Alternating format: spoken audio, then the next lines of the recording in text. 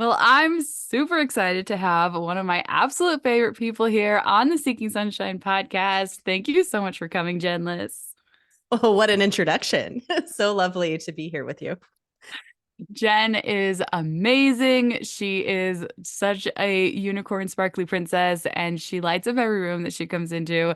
And I'm so excited to talk with you and to learn all about how we can be better at doing the things that light us up.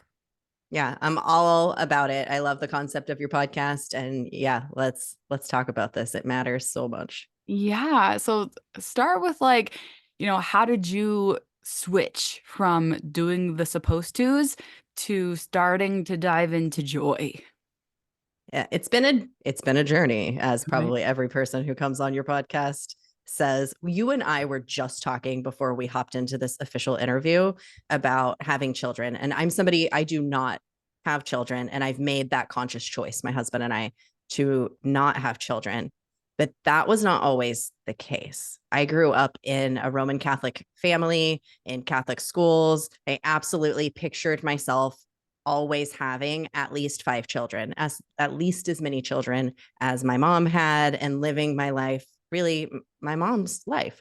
But there was always a rub that was happening with that. In my head, I was like, here's my path. I'm going to find my husband and we're going to have a horde of kids, and this is going to be our path. And at the same time, I was internally miserable, but I didn't recognize it because I thought that I was living the thing that I needed to be living. And so basically, my whole life until I finally made the decision about 4 or 5 years ago that I was going to live life on my terms, I had been experiencing an internal rub that I didn't know that I was experiencing, which was creating a misery inside of me that I wasn't fully aware that I was experiencing. And it was creating a misery in relationships and all kinds of things that I didn't know I was experiencing. And so, if anybody, you might relate to this in some way or might be waking up to this in some way, I think a lot of us are having that. There's just something inside of us that is misaligned and we don't quite understand. So I would feel so light and bright in my core, but the actual experience of me moving through the world did not feel that way. It's like there was this filter happening between me on the inside and what I was. And the best example I can give of this that comes to mind right now is that I was in Girl Scout camp. I decided to be a camp counselor because that's what responsible, good Girl Scouts do. Once they reach a certain age, you become the Girl Scout counselor. I've Counselor. been So trained for this for so long. That's the yes, next it's like logical this is step. the next step. Just like, okay, I get married and I have five kids because this is the next Roman Catholic step. This is what we do. So I'm there and I named myself. You have a name as a Girl Scout counselor, Smiles. And all of my shirts were multicolor rainbow smiles because to me, I was Smiles. Like that made sense to me. And the entire time I'm at Girl Scout camp, this whole 2 weeks, people are like, why is your name Smiles if you never smile? And I was like, shut the F up. What are you Oh talking about? no. So there was this, that I feel like that confusion was happening my entire life where I felt something inside that was filtering through these miserable situations I was putting myself in. I hated being a camp counselor. It was absolutely miserable. I did not like doing it. I was doing it because I thought that's what I should be doing. And so I wasn't smiling. I wasn't smiling. But there was still something inside of me that was like, of course, my name would be Smiles.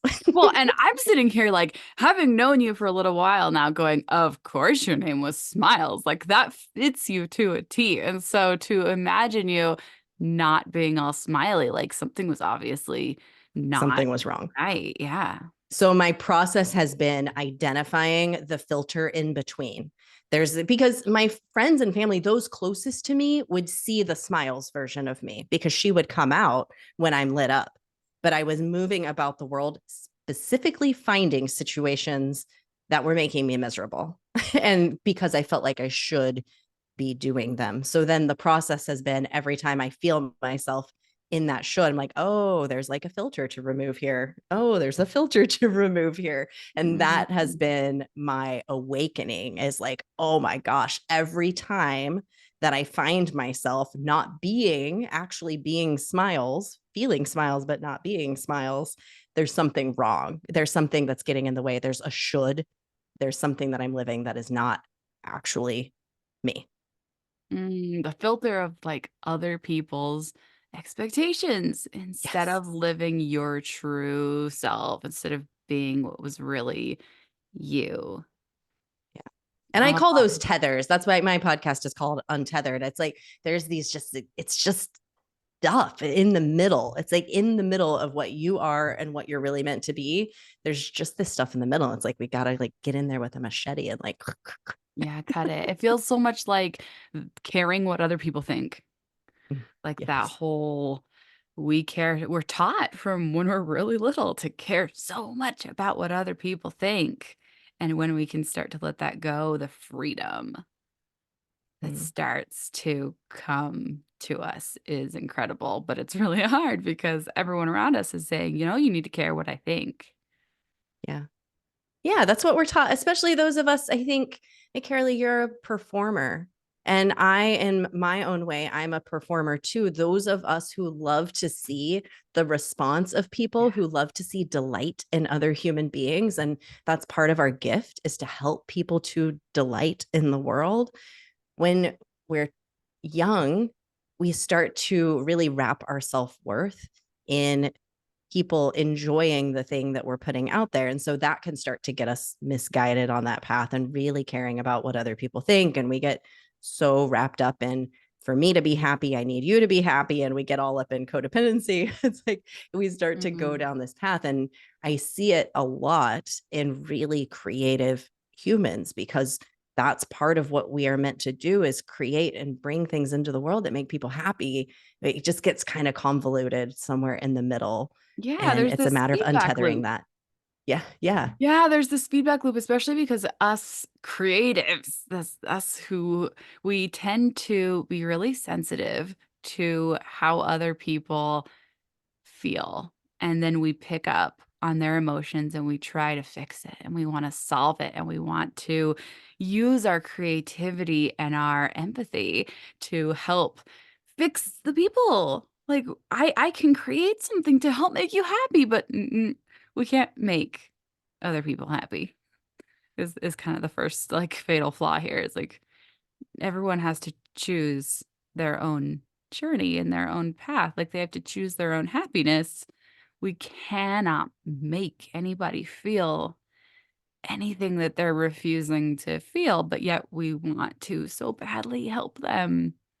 But when you're 6 and you don't know that, you try so hard. And what we don't recognize is that when you're 6 and you're those moments where you truly made other people feel that delight inside of themselves was you being so fully yourself and stepping in and really shining the smiles version of yourself, whatever that version is that really truly exists. That's when, that's how you actually do make other people happy, is by you being so fully yourself and in your full state of happy. And that was such a freaking wake up call for me, Karaleigh, when I realized that it was like, oh, we Mm, missed that. We missed that note somewhere along the way. yes. One of my favorite ways that I ever heard that explained was that we we are lighthouses. We are we are meant to shine our light, not run around looking, a lighthouse has to stand in one spot and shine. It can't run up and down the coast trying to make other people see its light. Otherwise, it's useless and all the ships will crash into the shore. It has to stay in one spot. But when it does its job the way it's supposed to, and the lighthouse is firmly planted in its place and it just shines its very brightest, it saves all the sailors. It saves people because people can see clearly when the lighthouse is shining its brightest. I love That's that example because what comes to mind for me is, what if the lighthouse was running around with its light and shining it in people's eyes and saying, do you like this? Do you yep. like this? How do you like that? Mm. Is that bright enough for you? Is that helping you see the way? That's what we're doing Oh, most I've of the done that time. so many times. Oh, that has been me for so much of my life. It's like, no, I need to help you. I must help. Let me shine my light right in your eyes because I know I can help you, and it doesn't work. It backfires a lot because if people aren't willing to see it, if they're not ready for your light, it really backfires and they're kind of injured by it instead of helped by it. It's so true. So true. So how did you go from, camp counselor and struggling to starting to have this transformation? Yeah, this transformation, it really started for me. I had a huge pivotal moment in my life. So I was a hairstylist pretty much straight out of high school. Well, and It your hair really is amazing, by the way. Like every time I see you, I'm like, thank ah, you. the purple hair. Like I have my red curls, but I always kind of have this deep-seated longing for the mermaid hair. And so Your hair is so stinking gorgeous. Especially as a former hairstylist, I look at your hair and I'm like, yes, rock those curls. It's so beautiful. It used to kill me when people would want me to straighten those out. That was the thing for so oh, long, I you know? straightened my hair for like 20 years. So I've Yeah. only just come back to like, oh yeah, I should appreciate what I have. But like the purple and the ooh, love it so much. Yeah.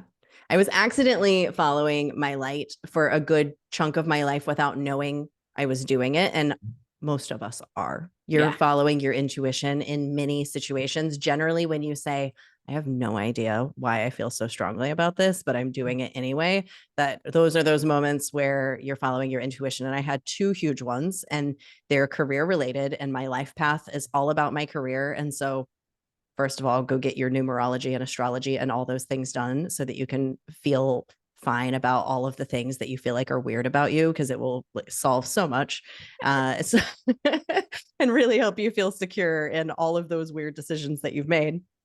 And But your career is your passion. Like it's it's all I love saying that like we think that like we're all these separate pieces, but we're actually like they're all just spokes on the wheel of you. And like the hub is you and they're all just spokes of you. And so like your career, it's you. It's part of you. It's your passion. It's you. So keep going. Yeah, I love that. Yeah. So when I very first got out of high school, I had a full scholarship. I was a super academic, I wanted to do all the right things. So I had straight A's. I had straight A's I got 1B, in high school, and I was crying about it. And I still like, why'd you give me that Mine was in B? calculus. I relate to this a lot. Physics. Yeah. So those of us who are achievers can relate to a lot of these similar things. So I'm on this path. I let my scholarships run out, and then I said, I just want to go to hair school. Like, I just want to go to hair school. And my parents said, okay, but you're going to have to pay for that completely on your own. We are not supporting you in, leaving college in the middle of college and going to hair school. So I went to my grandmother, and my grandmother was like, I'll give you a loan, but you got to pay it back.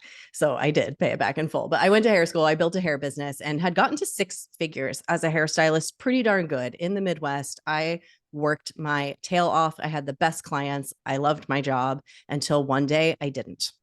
I had a client who came in, and I had this thought, I don't even care what she wants.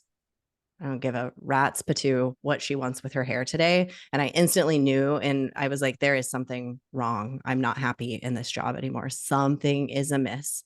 And that sent me down a rabbit hole. I ended up completely leaving that career, went back to school, got my degree, and started with an internship in a corporate job from scratch. Made no sense, zero sense.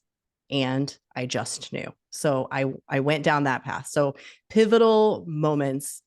Pivotal moment number one was going to hair school. Pivotal moment number two was leaving hair school. And the tethers of my family, of my parents saying, wait, you left college to go to hair school.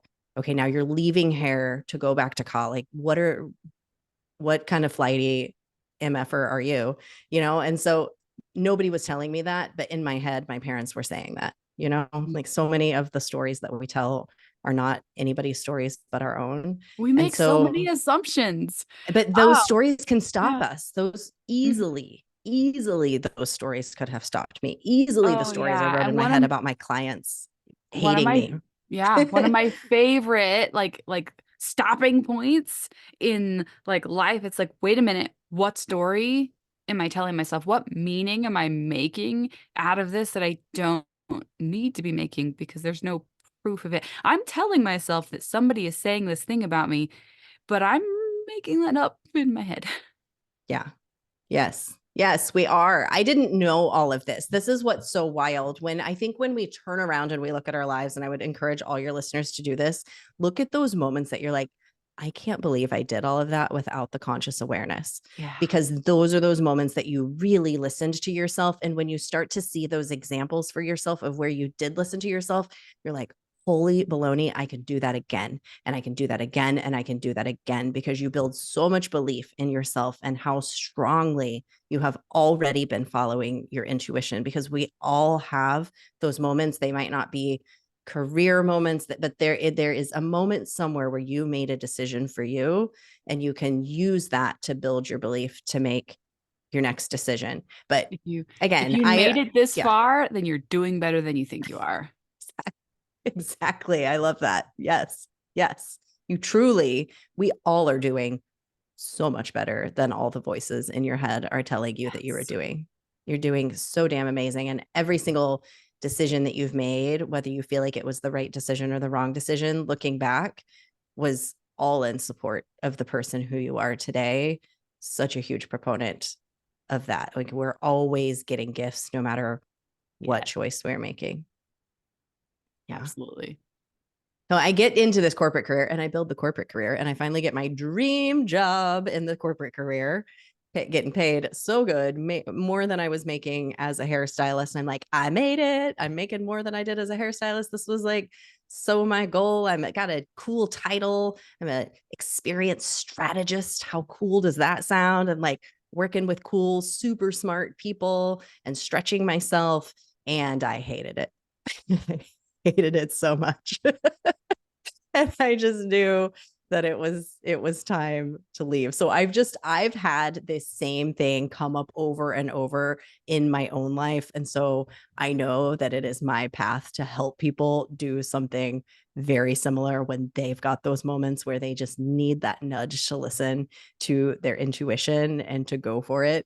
That's so part of my path. But it wasn't until between the like right before the end of that experience strategist that I was like, oh, I have an intuition. Oh, and that began with me really being a bit miserable in a previous corporate job that ended up leading me to this bigger one that I thought was my ultimate. So there was like this little space in between where I started dipping into coaching, because I was like, why do I feel the same way that I felt when I was in that hair career toward the end? Like, why do I feel like uncomfortable and like this isn't it for me anymore? I started to feel that way. And so That's a I great ended up, moment. That's a great yes, moment of like recognition of like just the pause where it's like we spend so much of our lives running and running and running and just racing through our days and not taking a moment to to feel our energy and to see where we're at and to notice like our own emotions. And so for you to, even before you were even, in this whole world of trying to meditate and slow down and recognize things, to take that awareness and be like, oh, this feels the same. It doesn't feel good. Something's going on here. I don't like it. Like, that's amazing for you to yes. have had that level of awareness. I think we start with, most of the time, we don't start thinking, I want more joy in my life. A Yeah. lot of times we start thinking, why do I feel so shitty? Yeah. Like, why do I I feel want so? less pain. Yeah. Like, this kind of sucks. I want this to suck less. Is like maybe it's not supposed to be like this. Maybe it's not supposed to be so crappy. Like, Yeah. I thought Yes. life was supposed to be a little bit juicier, a little Yes. bit more joyous, a little bit more fun. Because right now, this is gross.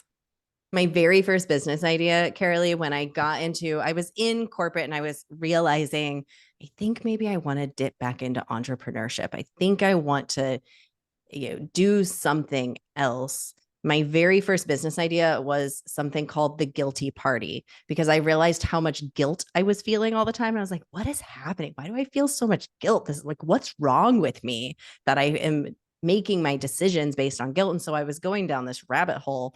And eventually I realized people, we don't really want to talk about our guilt. So that was like a terrible business idea.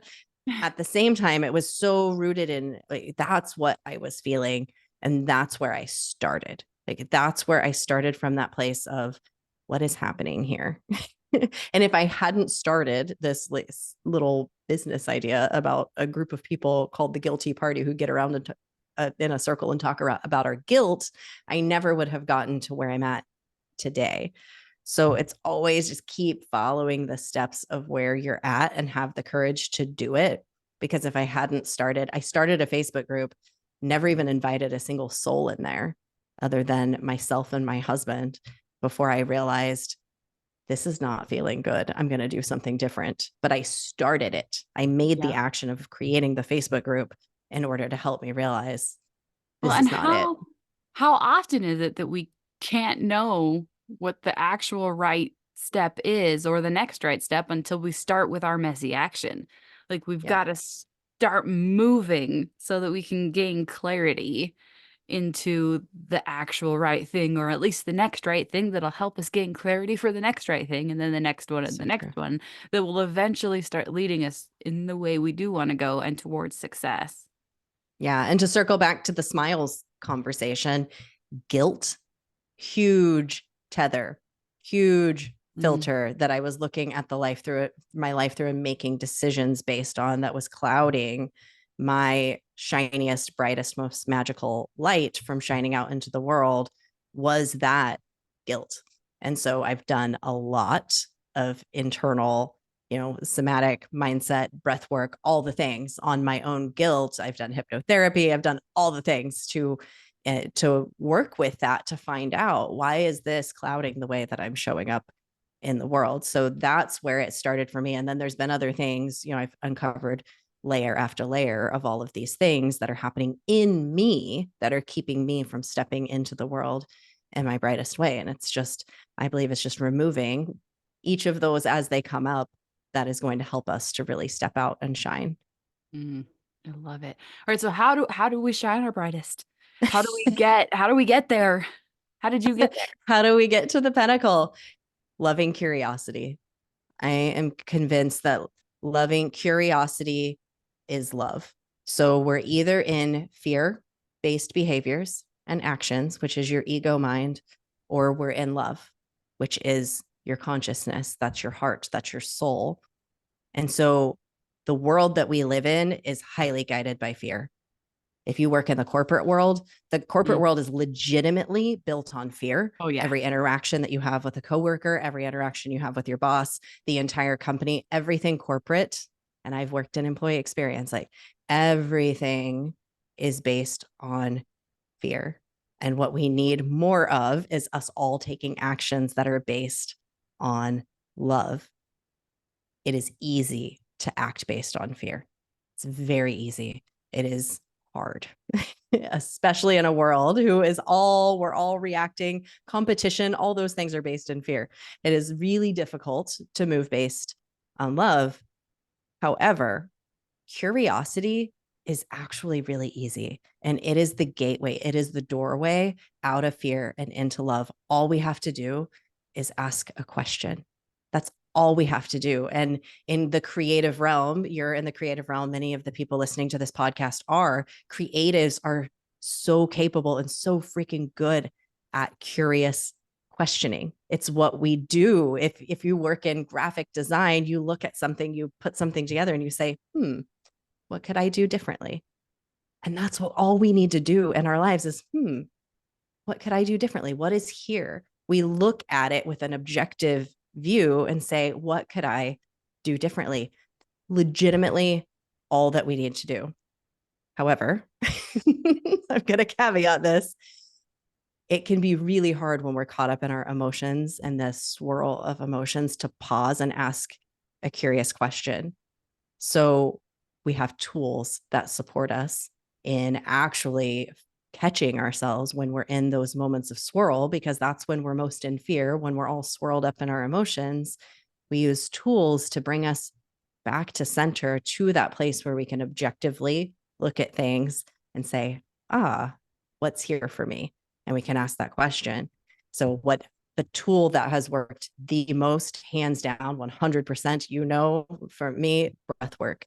Breath work is your breath is the pathway to consciousness. It is the pathway to neutral. It is the way in, it is the way through, because it is a direct line to your nervous system. We can get into nervous system if you want to, but Oh, I it is love a it. Let's do it. direct line, a physical direct line scientifically to your I nervous love system. it. Well, and the first thing I want to say is that like when we're in fear, the first thing we do is we stop breathing. Like the very first thing we do, it's like I had this, I'm a songwriter, so like I had this moment when I graduated college and I like pulled up into my driveway and I was like, I just realized that I've like not breathed for like the whole time I was in college. Like I was like I took a deep breath and I was like, "Oh my gosh." Like I just like haven't been breathing for like all the because I was in college for like 12 years with three special needs kids. Like I just was like not breathing. Like I was like, "Oh, hmm." Like I had this huge just like realization of like I didn't realize how much stress I was under and how much that was affecting me. So like that's my like breath work. Like it's everything. So keep It's going. everything. My own dad, I started breathing with my dad when I started doing breath work, which is a whole beautiful story. Yeah. My Midwestern dad reaching out to me and asking for me to breathe with him after I could count on one hand the number of phone conversations I'd had with my dad. And 4 out of 5 of those were, here, I'll give the phone to your mother. My dad and I did not talk on the phone. The breath work has been, I talk to him every single Monday now on the phone doing breath work with him. It's been the most healing, most magical, most beautiful gift for my dad. But my dad, the first time we breathed together, he's like, "What do you mean breathe into my belly?"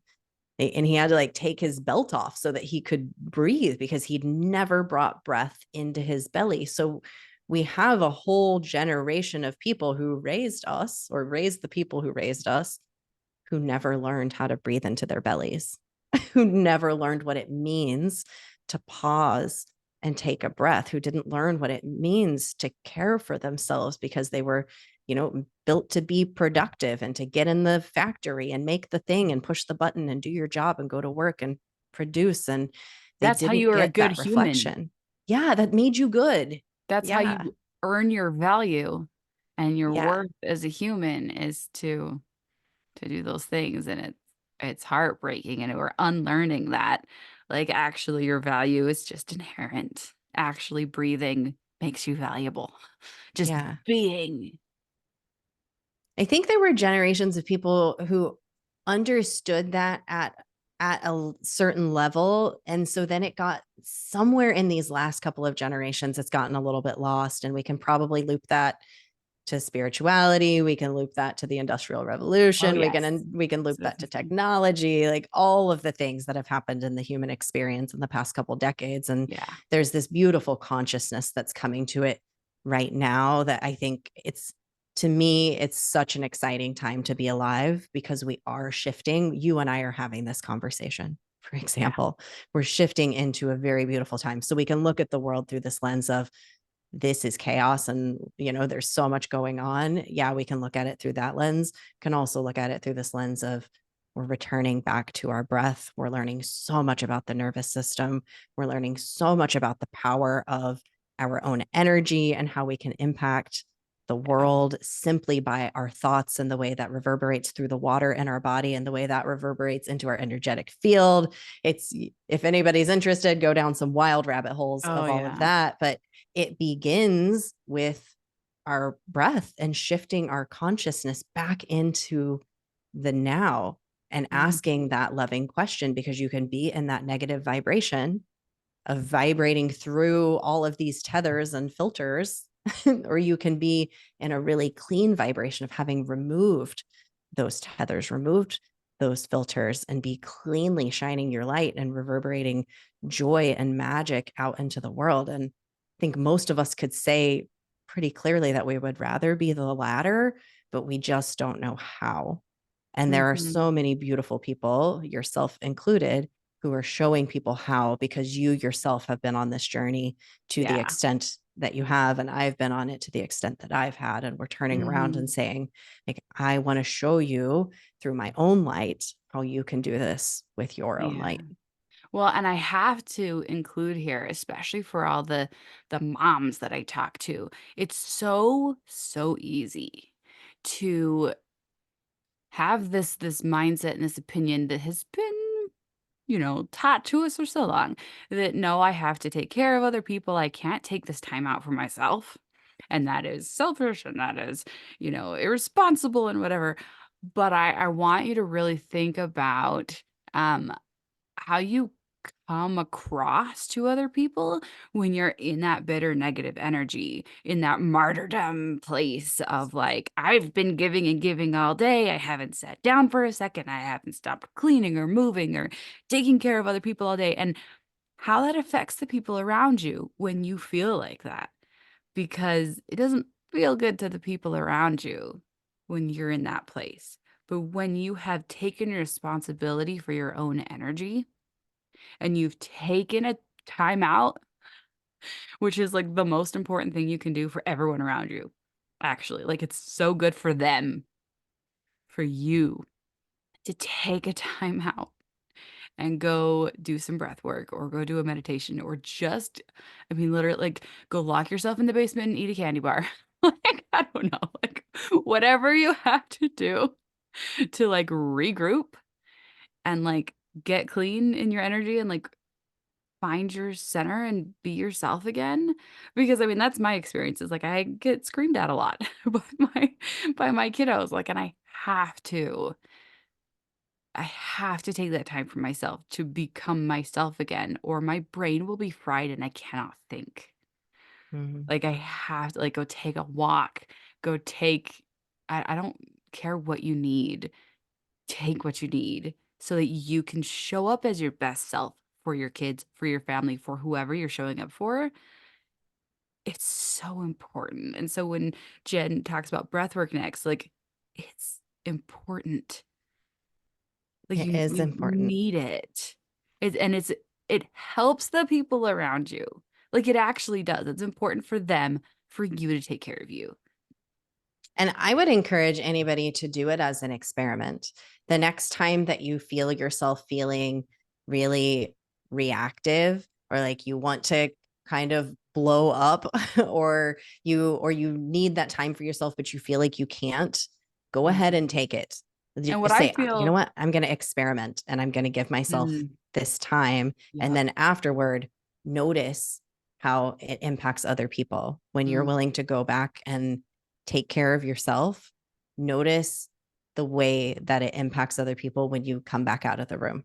When you go yes. back and you breathe or whatever it is that you do, and then you come back out, notice the reaction, because we activate other people based on our own energy. So if you're coming from a place of feeling guilty and criticizing yourself and I'm a bad mom and I feel like I have to do everything for everybody and which I'm sure is so easy. Like I said, I'm not a mom, but I also understand martyrdom to the nth degree, because that is definitely the place I used to operate the most from, and I still fall into it, of course.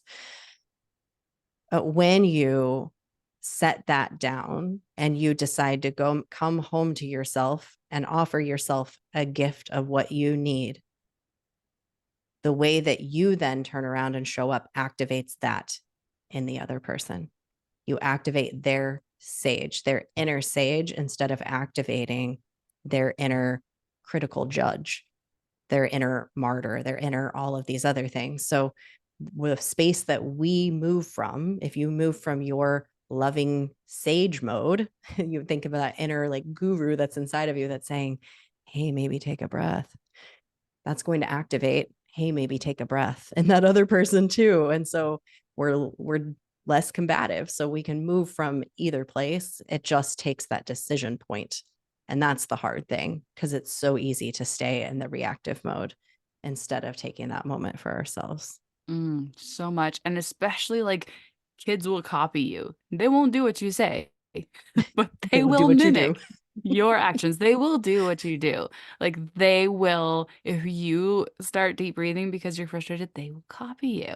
Like they will see you caring for yourself and that's what teaches them how to do these things, how to regulate their own emotions. So, I saw this happen with my niece. My sister came to town with my two nieces, and we were going to see a waterfall here in Oregon. And my one niece did not want to leave the waterfall, and she was crying so hard. Like she didn't want to leave, and she wanted to stay, and she was just crying.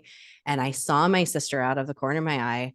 She herself took a breath, and she kind of calmed herself. She was getting so irritated. She kind of calmed herself down. And then she said, Evie, why don't we take a breath together? And Evie protested at first. And then she said, you know what, remember when we take a breath together? And they both took 3 breaths together. And the transformation that happened in my niece, I was just like, I haven't even taught breath work to my sister. She just like turned and did that with her daughter. And I was like, that is it. It's like my sister gave herself that moment. And then she was able to offer that moment and hold it for my niece, who at first protested. She was able to hold it for her because she had gifted it to herself first. And I was like, dang, that's it in action right there. And it was just so powerful to witness that. that's literally it. That's literally the power of taking care of yourself first. Like we are so quick to call it selfishness, and it is the best thing you can do for your kids. Mm. Mm. And how, like, I think that just would feel so rewarding. I don't know. Again, I don't have kids, but it would feel so rewarding to be like, oh, there it is. I have it with my dog. My dogs, we're watching two dogs this week, and I've got a puppy, and he's a rescue puppy. We've had him for about 3 months. And sometimes we feel like we've come so far. And then other days it's like, oh my What is gosh. And with happening? these other 2 dogs, he's so reactive. And I feel like I'm starting from scratch. And, my husband, we keep catching ourselves just like, Alfred, it's Oh like, yeah. when we calm down and when we come to the situation with a calm demeanor, it actually impacts our Yeah. dog, because everything is energy. He can feel when we get stressed, and then he gets more activated. And so if Mm-hmm. I calm down my energy, he calms down his energy. You can Mm-hmm. visibly see it. Yep. We have two. Yeah. I've got mine behind me, and oh, they're a handful, and your energy affects everyone around you, everything around you. It's incredible how much like your own control over your own emotions and your own self, like it's so important. Like it's amazing.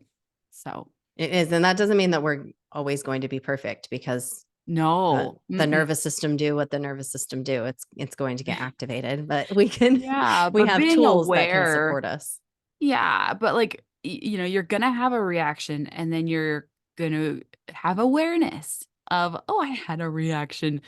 Why did I have a reaction? And then you get to start analyzing it and you get to start figuring yourself out. And the better you learn who you are and why you react the way you react, it's all just clues to help you be a better human. Mhm. Compassionate awareness, I believe. I Yeah. believe strongly in radical self-compassion. I saw a quote the other day from a beautiful human. His name's Corey Muscara. I think I'm saying his, or Muscara.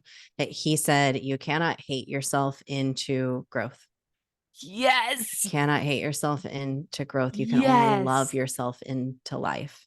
And Yes. so, hating the things that we're doing, it's okay when we catch ourselves doing that. And it's ultimately not going to lead us to the best growth. It's loving those parts of ourselves, that reactive part of ourselves that blew up when something negative happened, that part of me that like pushed my dog away when he bounced at me, and instead of lovingly asking him to sit.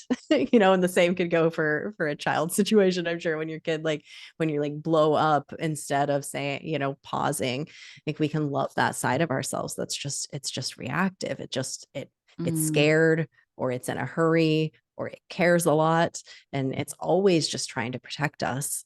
And so when we can love those parts of ourselves, they're able to let go a lot Mm, faster than if we try to hate them and push them away. It just comes back even stronger. yes. Ooh, I love this so much. So, is there anything you want to tell us about breathwork or teach us about breathwork, especially as, and then you can invite us into your breathwork world and tell us where we can find more breathwork from you. Yeah. So let me tell you that I would not have fully understood what compassionate self awareness and loving yourself into life meant before breath work. Because what it allowed me to do was to safely come back into my body and experience and witness my emotions as they're rolling through our bodies. Your emotions go scientifically, an emotion rolls through your body for about 90 seconds before it moves through. If you're hanging on to that emotion, it's going to last a little bit longer. And if you're pushing it away, it might last even a little bit longer than that.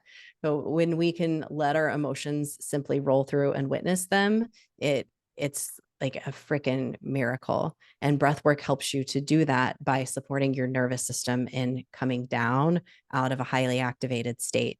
You've got your nervous system has two main sides. You've got your sympathetic and your parasympathetic. And most of us, when we're highly activated, when we're reactive, we're in the sympathetic. And Which it's is good to, fight or flight, right? it's fight and flight. Yeah. Fight, Yeah. flight, freeze, fawn. So if you're doing any of those F's, any of the four F's, you're in the sympathetic. If you're in your rest and digest, which is also where you're most creative, which is also where you're most receptive, which is also where you can invite loving curiosity, is in the parasympathetic, which that is again that rest and digest mode.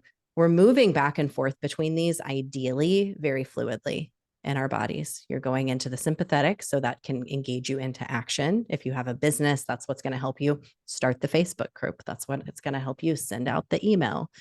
And then in the rest and digest, you're hopping over into creativity and you're open to new ideas and you're listening to the people who are in your community. That's over when your parasympathetics engage. So we need both. Most of us are spending time stuck in the sympathetic. And when we're over there, we have inflammation. We've got so much cortisol running through our body and we can't think clearly. We can't be creative. So what breath work does is it pattern interrupts either one. You can actually get stuck in the and you can get stuck in freeze. And we can actually spend too much time sometimes in the parasympathetic. Like that would just be like, if you're just a Zen Buddhist monk who doesn't want to get anything done, like that's really not going to work for modern day life. For most of us, we need to make money. We live in a capitalist society. So you need to get in your sympathetic sometimes. So we go back and forth between the two. Breath work allows us to move between the two because you bring consciousness to the nervous system. You bring consciousness to where am I right now? And you can move with your breath. You can use certain breath patterns that activate your parasympathetic and certain breath patterns that activate your sympathetic. And so when you toggle back and forth between the two of these, it starts to train your nervous system, to train your body to consciously move between one and into the other. And it's really powerful. And in that space of consciousness, you can begin to witness, okay, in my activated mode, these are the things I'm experiencing. In my rest and digest, this is what I'm experiencing. And so then when you're in a moment of activation, you're like, oh, okay, I've experienced before using my breath to bring myself over to this really yummy space. And so it starts to feel good, letting yourself do it. Most of us are addicted to being in the sympathetic. It strangely feels really good to be really stressed to a lot of us. Cortisol. Cortisol's really, really addicting. I Yes, think it's I've heard addictive. cortisol is like more addicting than anything else. Yeah, but we can also begin to love what it feels like to be over in the other mode, but it's going to Yes. take some training for most of us because we don't spend any time over there. Or when you go over into your parasympathetic, when you get nice and relaxed and life starts to feel really pleasurable, you feel guilty or Mm, you feel that something starts to feel wrong because you're so addicted to the other side. So a lot of what we do with breath work is training ourselves to feel pleasure again, and that it's okay to be wow. in that state of flow. So that's a lot of the work that I do is helping people tap into their heart, tap back into their body, learn to witness those emotions that are rolling through. But the most powerful thing, honestly, is starting to let ourselves feel pleasure in our bodies again, to start to feel joy in our bodies again, and what it feels like when we tap in to that. So how do we do that? How do we find more joy? Let's talk about joy for a minute. Yes, Talk yes. about That got real sparkles sciencey. I know. Let's Let's talk get back about into joy. joy and sparkles and unicorns and doing the things that light us up. How do we find what lights us up? How do you find, well, anything when you feel excited? What feels exciting to me right now? When's the last time most people ask themselves that question? What would be the most exciting thing I could imagine doing today? What feels fun today? Let's start with that question. It's like, instead of what do I have to do today, what could I do that's fun today? And that could be simply 5 seconds of dance. I started a coaching call yesterday. I said, you know what? I kind of feel like doing like 3 rounds of the wobble. And so we hopped up and we did the wobble for like 3 little rounds. And I was like, do you not feel better? I feel so much better from hopping up and just doing the wobble real quick, because that Ooh. sounded fun and freeing. So it's like, what is it that doing the wobble might not feel fun to you, but something does? When was the Something last time you does. had a dance party? Like we Yes. all need dance parties more often. I don't care if you can't dance. I can't dance. That's okay. Dance parties, 3-minute dance party will change your whole day. Yes, it totally will. And also just doing the thing that you want to do. I'm on a walk the other day and I start to pass this cherry tree. I'm like, just want to stop and take a picture with one of these cherry blossoms. I'm like, that's stupid, Jen. Why would you? No, you don't need to stop and like pick up the flower and take the picture that you're never going to look at again. So I keep walking. And then I said, no, I'm going to stop and I'm going to take a picture with the cherry blossom. It's what I wanted to do. That sounded fun to me. And so I go and I pick up the blossom, I put it in my hand, and I took a picture of it. And I've never looked at that picture again, but I let myself have that moment of pausing. But we so often will talk ourselves out of the little joyful Mm. things that feel fun because it feels weird. Somebody might look at us weird. I want to jump up and click my heels when I'm walking at the park. Let yourself jump up and click your heels when you're walking at the park. Let yourself touch the leaf as you walk past it. Because I think we're taught like from a young age, like, don't touch that, don't touch that, don't touch that. But so Mm. you'll have an urge to do something and you won't do it. But really, you just want to touch the leaf. Let yourself touch the leaf. So start letting Mm. yourself do more of those teeny tiny little joys in your day and watch what happens. It will open up so much for you, because guess what? Let's talk about the parasympathetic.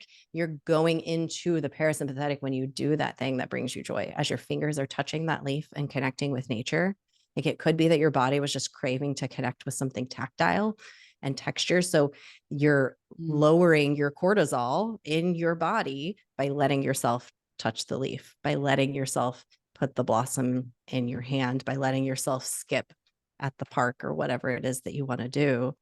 You're lowering your cortisol, you're activating your sympathetic, you're activating your joy, you're teaching yourself it's okay to do things that are pleasurable. To me, your breath Yes. is likely shifting in that moment as well, because as you move, you can consciously shift your breath, and you will move into a different breath pattern when you let yourself do things that are not stressful or that bring you Mm. joy. I love it. Goes both ways. Yeah, what I've heard a lot lately is, oh, like if I let myself do something fun, if I let myself do something pleasurable, like before I know it, I'm gonna be this gluttonous, like overspending, like I'm like it's gonna take nothing and I'm gonna be overboard, like destroying my family and my life. Like I'm gonna be this lustful, gluttonous, like seven deadly sins, like overboard. Like the line is it will just not exist. And it's like the things we're talking about are like fun, like little fun things. Like we're not saying go open 20 credit cards and spend $1 billion. Like we're saying go Because enjoy that's actually it. going to only make you feel Yeah, that guilty and doesn't sound like crappy fun. for doing something good, which is reinforcing what you already believe, that which is that when I do joyful things, I'm bad. Like Yeah, that's only reinforcing. So do the little tiny joys that like are, go paint a picture. yes. Go like enjoy the sky. Like those we often get muddled up with like those things and think that those are the things that sound pleasure. Those things aren't actually fun. Those things are actually not. they don't really bring us true joy. Do you have any comments on that? It's the simple things. It's the Yeah. little tiny things that bring you true joy, because again, like you said, that actually is not going to bring you joy. We think that it's something so big and so huge. And then you see people who win the lottery and they're absolutely miserable. They're actually more miserable than they were before. You see thousands of examples of people who have tons of money who are freaking miserable, who have so much power, who are freaking miserable. Me, who got my like ideal corporate job and I hated it. We're chasing the wrong things when we don't need to be chasing at all. We just need to say yes to those teeny tiny moments Yes. of delight. And the more of those you start to do, the safer your nervous system feels doing it. Right now, your nervous system doesn't feel safe to touch the leaf. It doesn't feel safe to give yourself a 3-second dance party. It doesn't feel safe to react in the way that brings you pleasure. So you start with these itty bitty little things, and the transformation that will happen from the inside out, all those big things that we really desire are so possible. It is so possible that someday you might be able to go on a $20,000 shopping spree and totally feel safe in your nervous system for that to be so pleasurable. And you've got the funds and all of the things that are going to support that. That could happen for you. It's got to start really small in these little tiny moments. And those are the moments that ultimately really matter anyway. Yeah. But I'm also not denying that that could be a possibility for you along the way. Like that luxury might be something that is there for you, but we're not ready for it in our own nervous system. So And as fun start as small. that might be, it's still really the enjoying the leaves and enjoying the dance party. Like those are still the like things that light up your day. Like That's those are life. still the, yeah, that's still life. That's still the moment to moment things that you could choose now. Like those are always going to exist no matter, even if you're on a yacht, you should still be enjoying the gorgeous sky, right? Yes. Those are still the things that really make life so much fun. Go have a dance party on your yacht, but enjoy the dance. And the people who are on a yacht and really enjoying the dance party and really enjoying that, they are in the moment. Look at people. Look at the people who Yeah.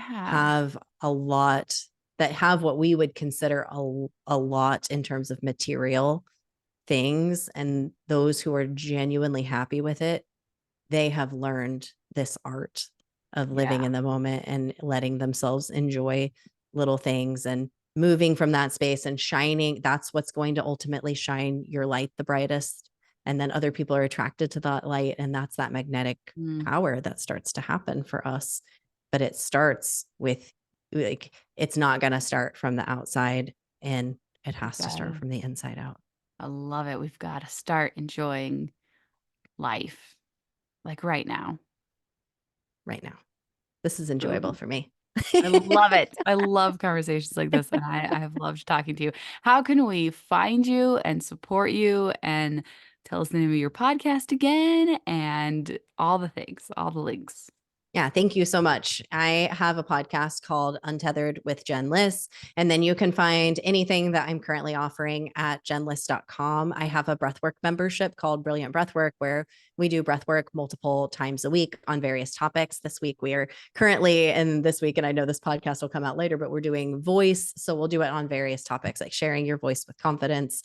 And we do lots of different things in there. So you can check that out if you're curious about breathwork at all. And there's a free breathwork activation on my website if you want to sign up and get that so that you can try breathwork out if you're curious. Ooh, and Jen's amazing at breath work. She's so, Thank you. so, so, so gifted. So thank you so much for coming on. This has been so much fun, and I feel like we have like learned so much. Thank you. So fun to come on. Thanks for coming.